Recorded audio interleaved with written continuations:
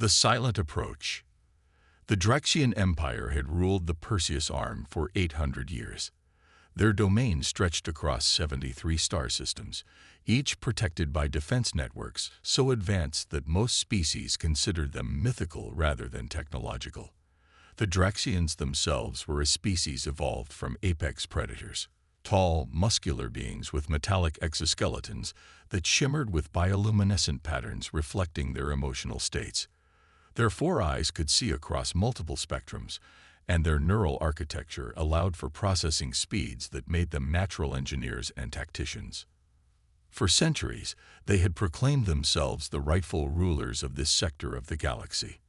Their supreme commander, Valkyrie, frequently declared to the Council of Systems that no enemy vessel had violated Draxian space in over 400 years.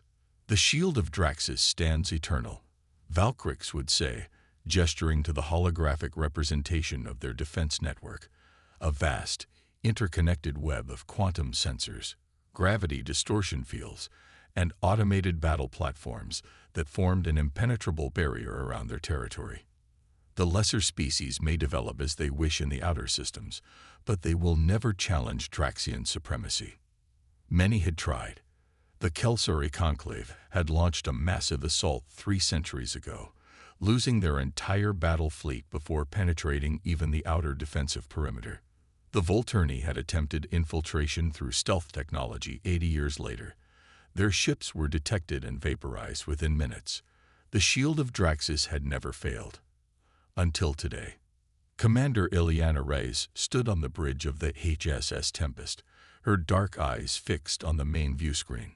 Stars streaked by as the human vessel pushed deeper into enemy territory, its presence still undetected by the supposedly infallible Draxian sensors. "Status report," she said quietly, her voice steady despite carrying the weight of humanity's desperation. Lieutenant Marcus Chen looked up from his station. "Quantum displacement field stable at 98.3%, Commander. As far as the Draxians are concerned, we're just another ripple in space-time."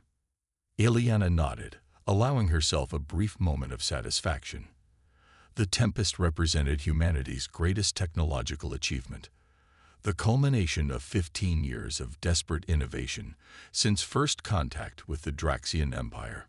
Unlike the bulky battleships of Earth's main fleet, the Tempest was sleek and compact, its hull composed of metamaterials that could manipulate how it interacted with the fundamental forces of the universe.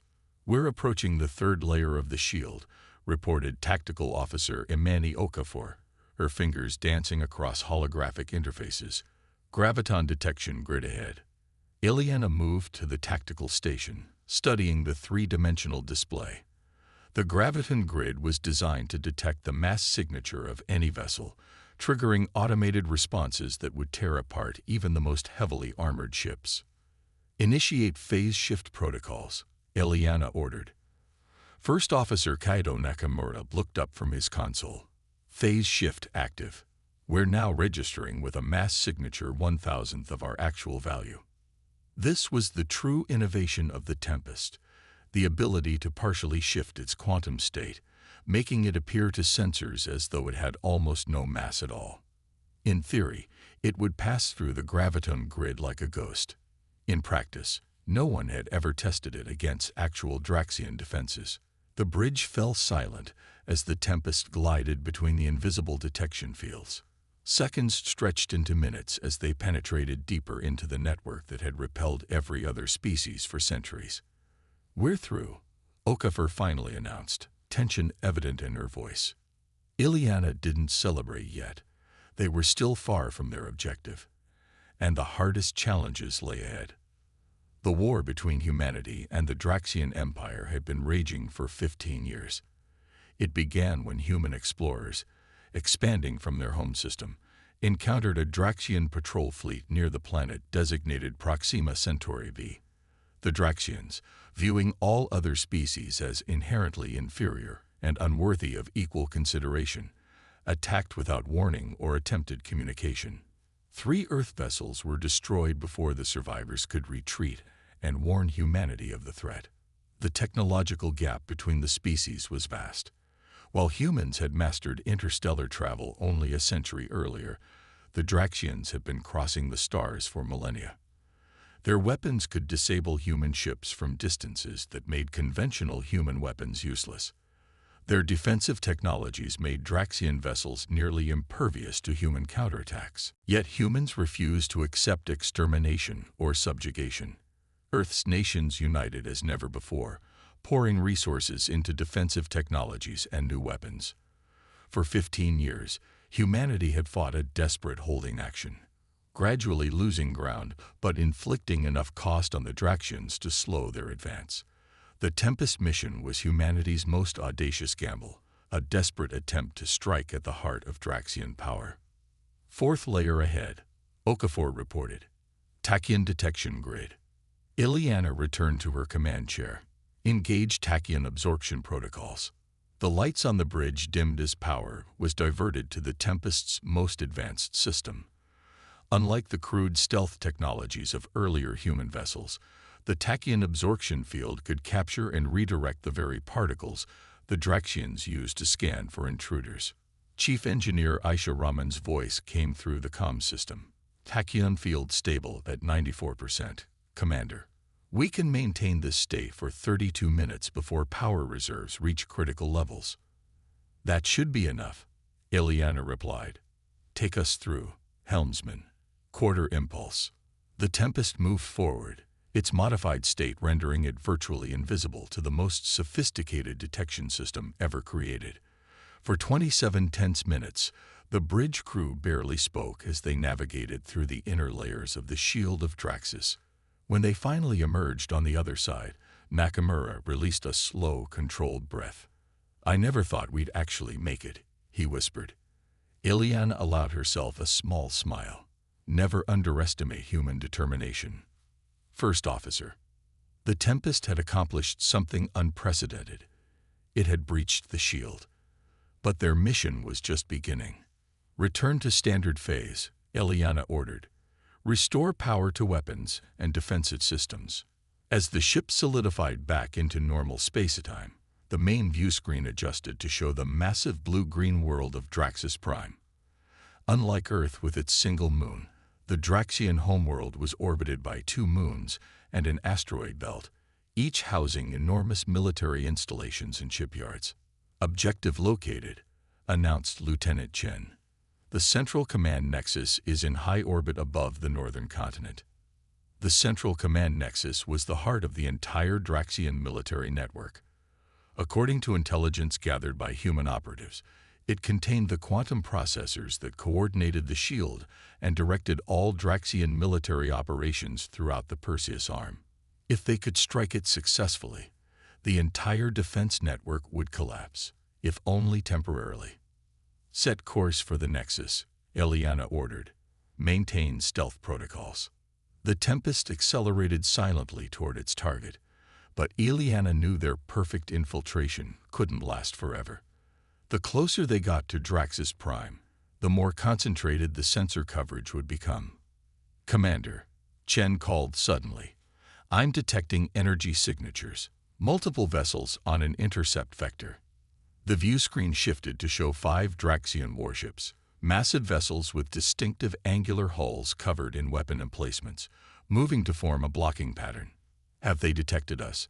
Ileana asked, her voice calm despite the surge of adrenaline. Chen studied his readings. Negative. This appears to be a standard patrol formation. They haven't altered course specifically to intercept us. Ileana studied the tactical display. We can't avoid them without a significant course change that would delay our arrival at the Nexus.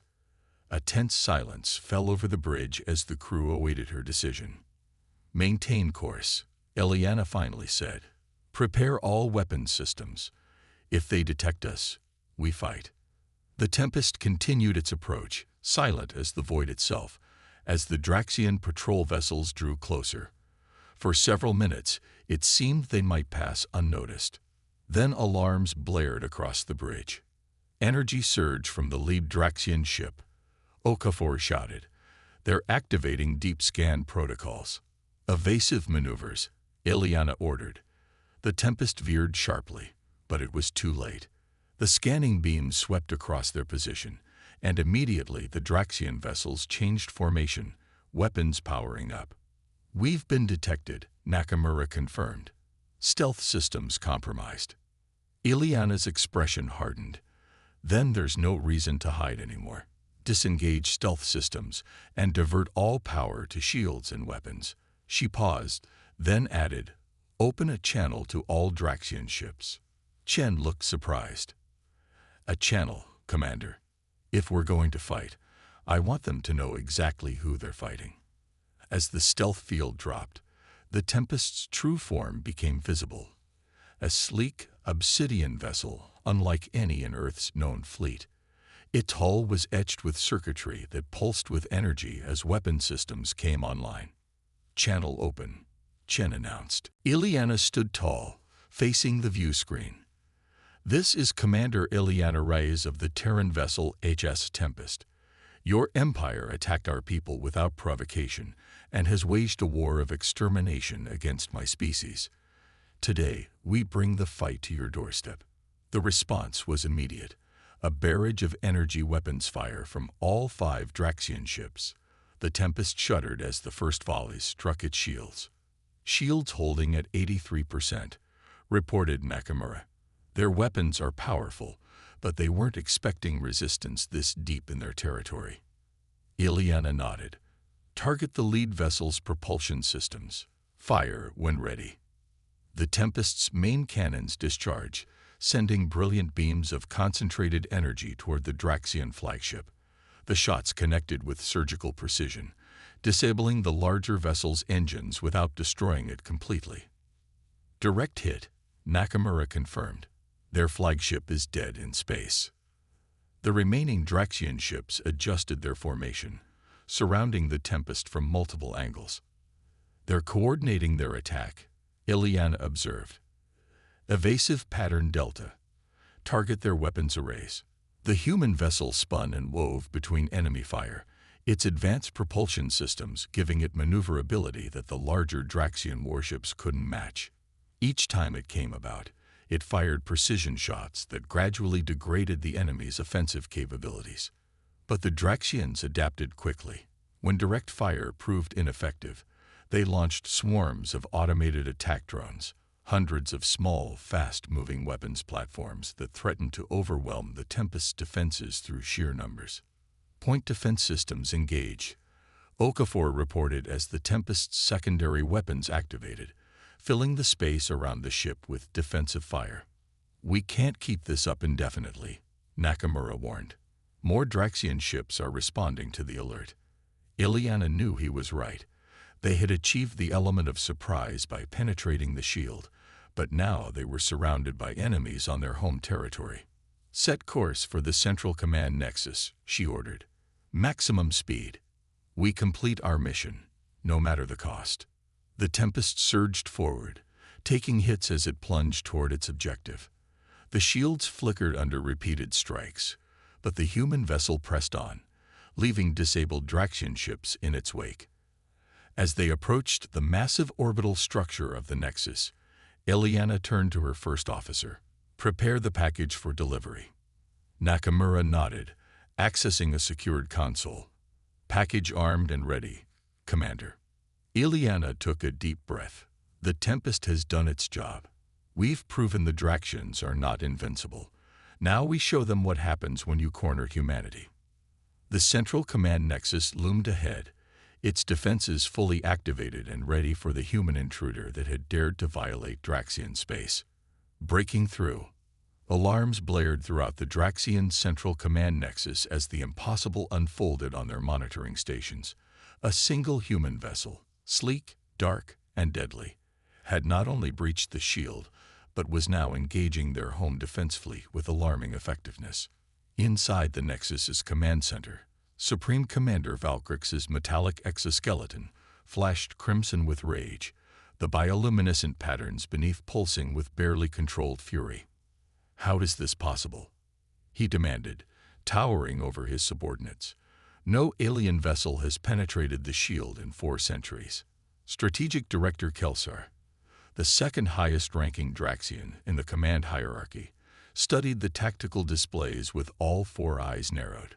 The human vessel appears to be utilizing technologies we have not encountered before, she reported, her tone clinical despite the crisis. They've developed some form of phase shift capability that rendered them nearly undetectable to our sensors. Impossible, Valkyrie snarled. Human technology is primitive.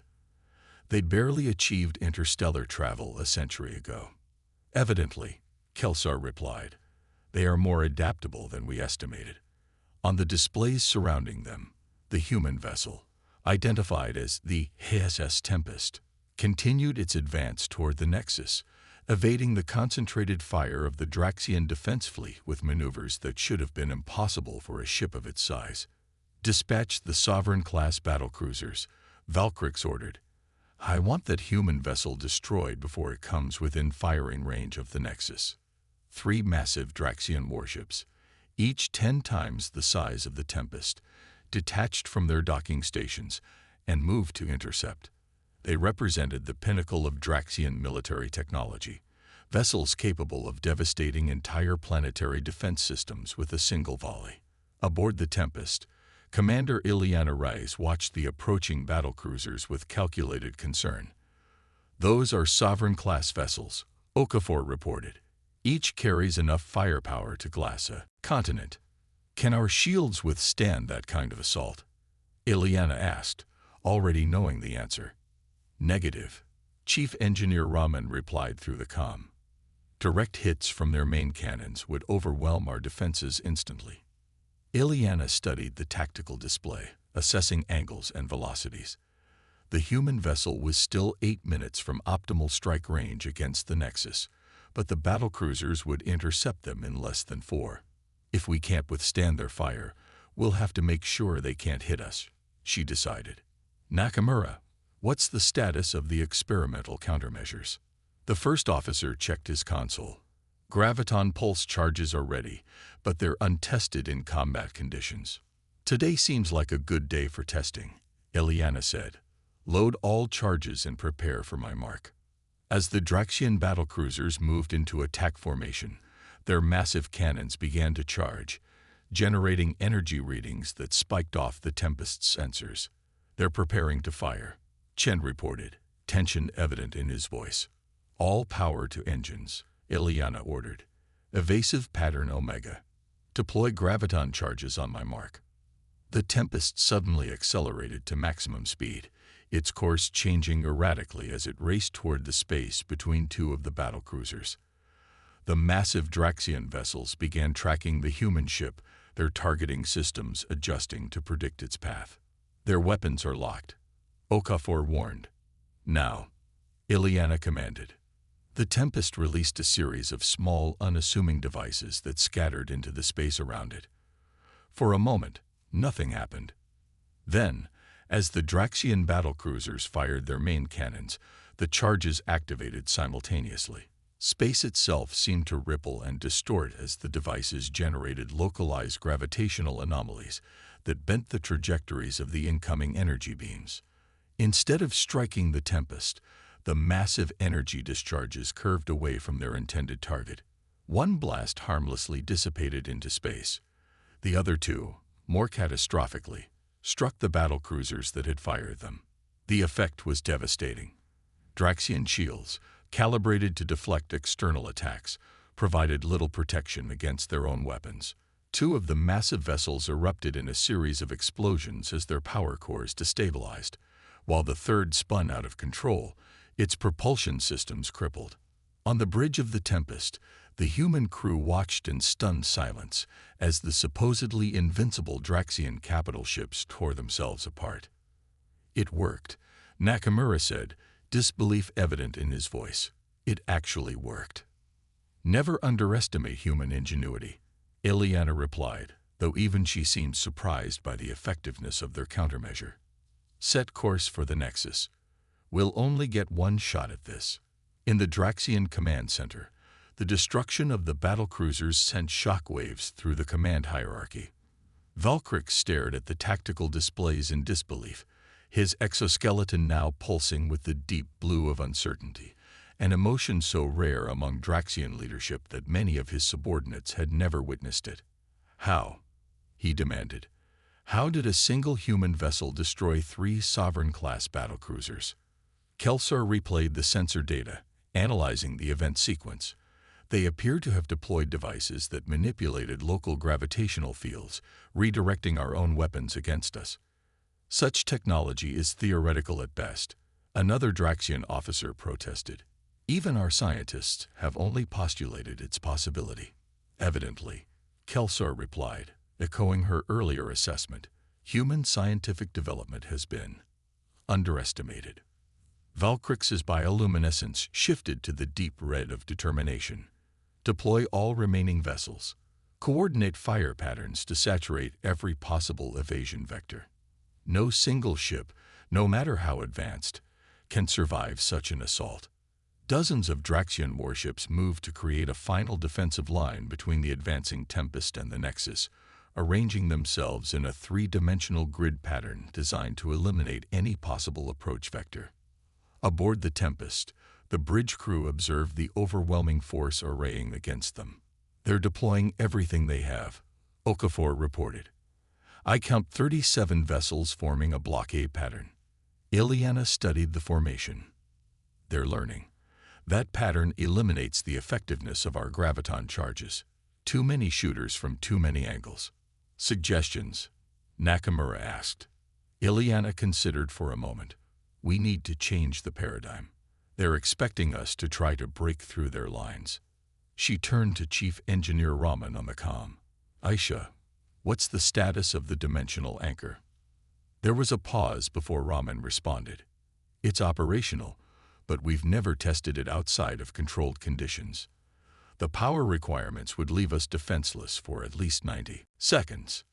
And if it works?" Ileana pressed. "If it works, we bypass their blockade entirely." Ileana nodded. "Prepare the anchor, everyone. Secure for dimensional transition." As the Tempest approached the Draxian blockade, alarm indicators flashed across the bridge as enemy weapons locked onto them from multiple vectors. "They're preparing to fire," Chen reported. "Impact in 15 seconds. "Activate the dimensional anchor," Ileana ordered. "Now." The lights on the bridge flickered and dimmed as power was diverted to the ship's most experimental system. The hull began to vibrate as the dimensional anchor, a technology based on theoretical physics that even most human scientists considered impossible, activated. Space around the Tempest seemed to fold, the stars stretching and distorting as though viewed through rippling water. For a moment, the human vessel existed in a state between dimensions, neither fully in normal space nor completely phased out of it. When reality reasserted itself, the Tempest had vanished from the Draxian blockade, only to reappear directly behind it, less than 20 kilometers from the central command nexus. Inside the nexus, alarms reached a new pitch of urgency. "Impossible," Valkrix roared as the sensors detected the human vessel's new position. "How did they bypass the entire blockade?" "Unknown dimensional translation technology," Kelsar reported, genuine awe in her voice for the first time. "They've somehow manipulated the fabric of space-time itself." On the Tempest's bridge, the crew fought to maintain consciousness as the aftereffects of the dimensional jump wreaked havoc on their bodies' equilibrium. Warning indicators flashed across every console as systems struggled to recover from the massive power drain. "Shields offline," Nakamura reported, fighting through obvious discomfort. "Weapons at minimal capacity. Power reserves at 17% and recovering slowly." "We're defenseless," Okafor added, "but we're in optimal position. The Nexus is directly ahead." Ileana gripped the arms of her command chair, forcing herself to focus through the disorientation. "Status of the package." "Package is intact and ready for delivery," Nakamura confirmed. "The Draxian vessels are reversing course," Chen reported. "They'll be in firing position in approximately 40 seconds. Ileana nodded. "Then we have 40 seconds to complete our mission. Bring us alongside the Nexus's main communication array." As the Tempest maneuvered into position, The massive structure of the Nexus loomed in the view screen, its surface bristling with defensive turrets that were already swiveling to target the human vessel. "They're powering up point defenses," Okafor warned. "Impact in 10 seconds. "Deploy the package," Eliana ordered. Nakamura initiated the sequence, and a small, unassuming probe detached from the Tempest hull, accelerating toward the Nexus's communication array. "Package deployed," he confirmed. The Draxian point defenses opened fire, energy beams lancing toward the defenseless human vessel.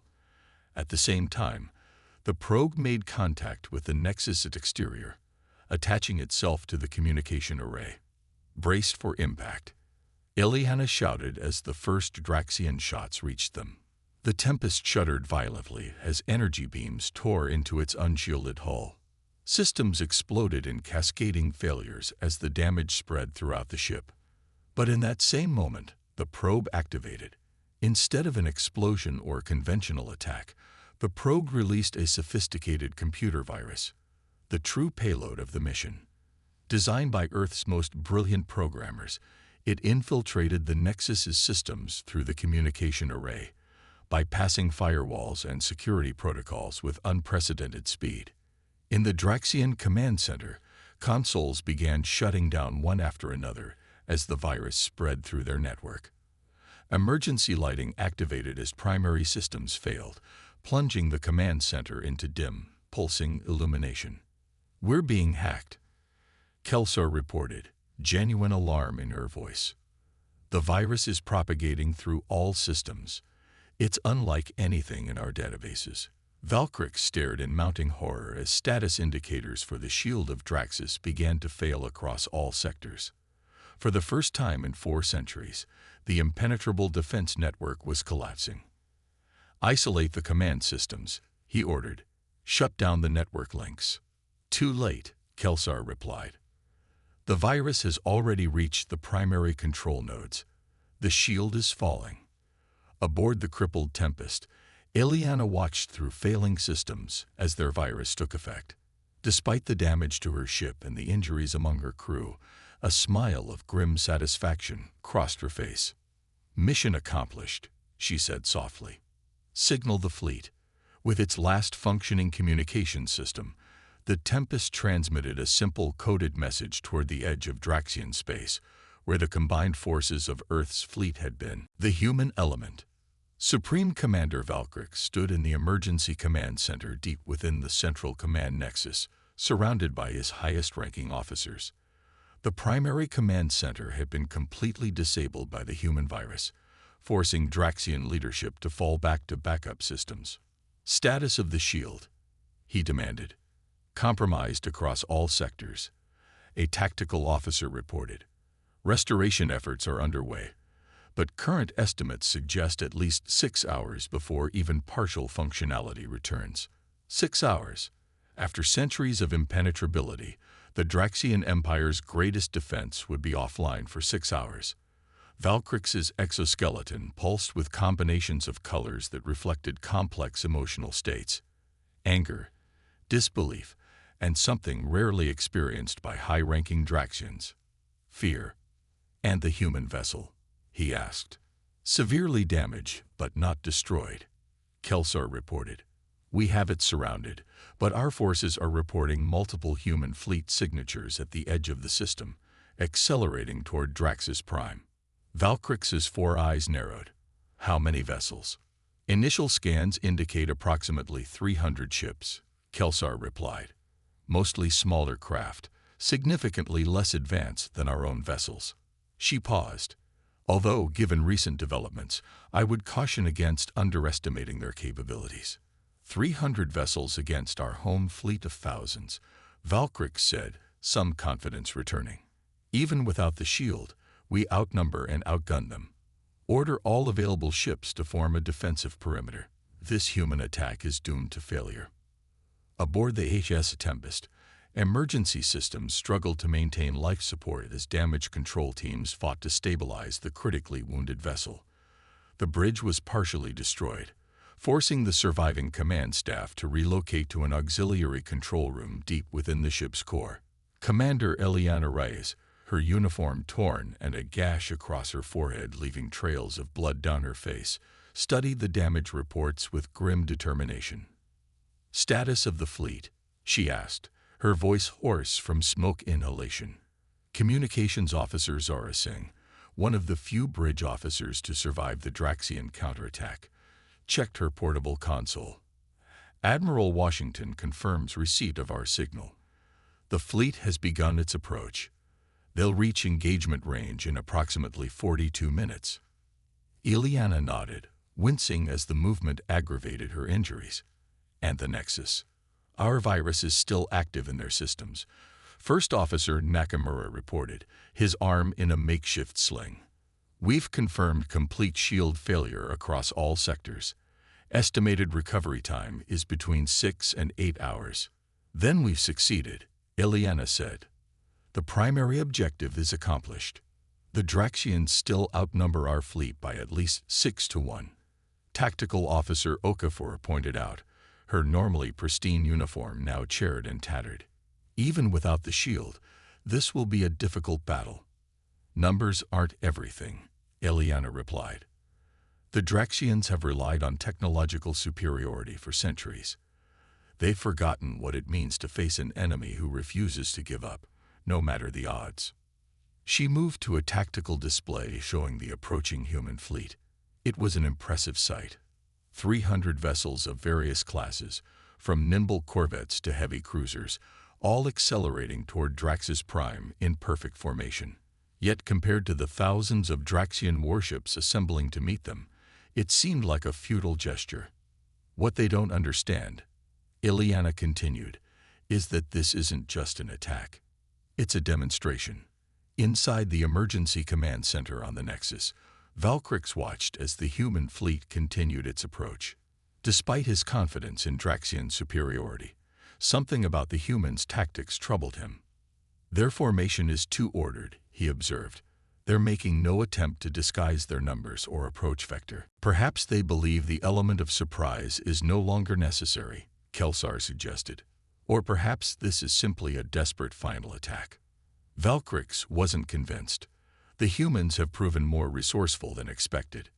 This straightforward assault seems uncharacteristic. As the human fleet drew closer, the massive Draxian armada moved to intercept, forming battle groups designed to envelop and destroy the smaller force. Long-range sensors began detailed scans of the approaching vessels. "Commander," a sensor officer called urgently, "I'm detecting unusual energy signatures from the human fleet." "Weapons preparations?" Valkyrie asked.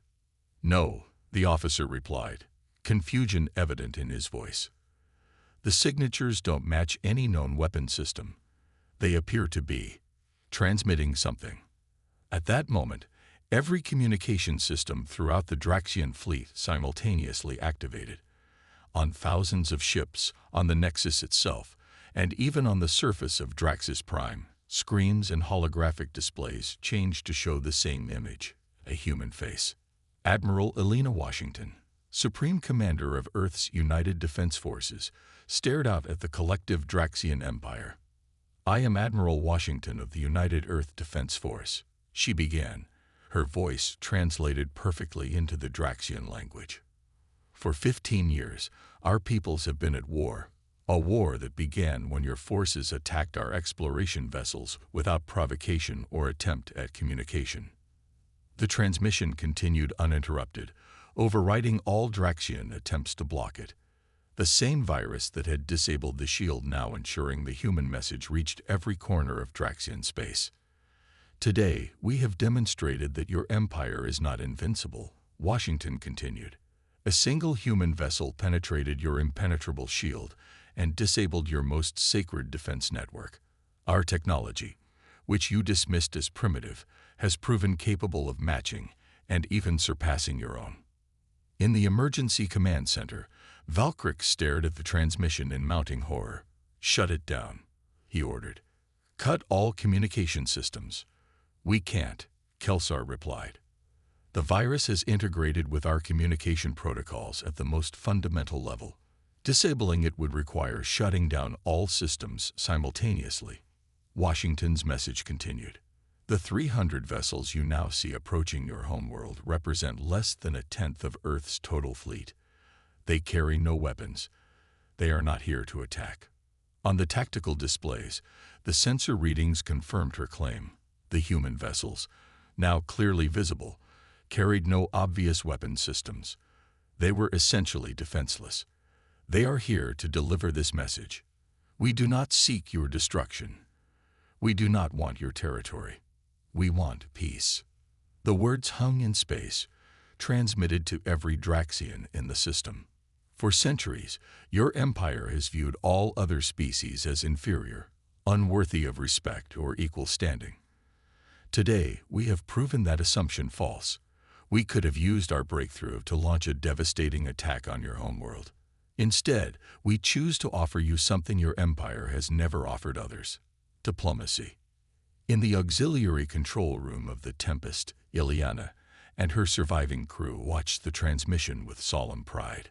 This had been the true purpose of their mission all along, not just to disable the shield, but to create an opportunity for peace from a position of demonstrated strength.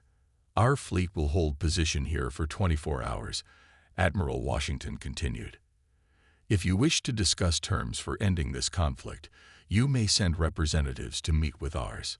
If you choose to attack these unarmed vessels, you will demonstrate to all species in the galaxy the true nature of Draxian honor. Washington's expression hardened slightly. But know this: if you refuse peace, the next time we penetrate your defenses, our ships will carry weapons, not words. The choice is yours. The transmission ended, leaving an unprecedented silence throughout Draxian space. In the emergency command center, Valkrix's exoskeleton had gone almost completely dark, a sign of deep shock in Draxian physiology. "Supreme Commander," Kelsar said after a long moment, "your orders?" Valkrix stared at the tactical display showing the human vessels, now stationary, waiting patiently at the edge of weapons range. Everything he had been taught about the natural order of species, about Draxian supremacy, had been challenged in the span of a single day. "Order our vessels to hold position," he finally said. "No ship is to fire without my direct command." "And the human offer?" Kelsar pressed. Valkrix was silent for several moments longer. "Prepare a diplomatic vessel. I will see these humans myself." 26 hours later, aboard the Earth flagship Concordia, Commander Ileana Reyes stood at attention as the first formal peace talks between humans and Draxians began. Her injuries had been treated, though bandages still covered the worst of them. She had been invited to attend as the officer whose mission had made this moment possible. Supreme Commander Valkrix entered the conference chamber flanked by Draxian guards. His metallic exoskeleton now displayed a neutral silver blue, the bioluminescent patterns beneath pulsing slowly, a deliberate control of emotional displays that signified the gravity with which he approached these negotiations. The Draxian commander towered over the humans present, his 4 eyes sweeping the room with calculating precision before settling on Admiral Washington. "Admiral," he acknowledged with a formal gesture rarely shown to non-Draxians. "Supreme Commander," Washington replied with equal formality. "I appreciate your willingness to meet." Valkrix's attention shifted to Ileana, studying her with an intensity that would have been uncomfortable had she not faced far worse during her mission. "This is the commander of the vessel that breached our shield?" he asked, though it wasn't really a question.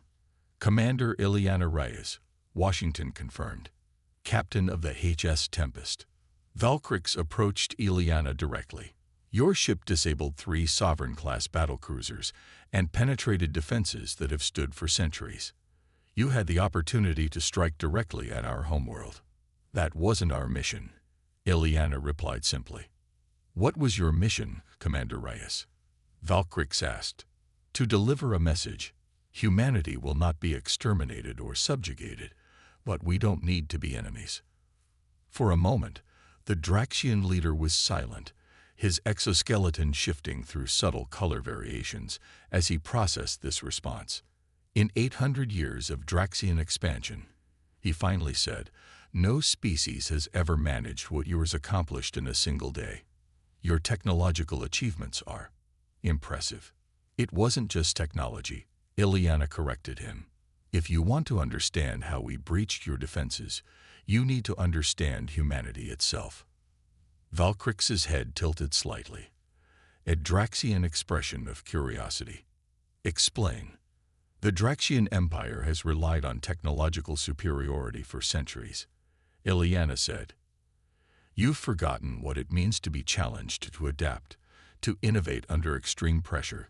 Humans have spent our entire history fighting against overwhelming odds, against nature, against each other, and now against you.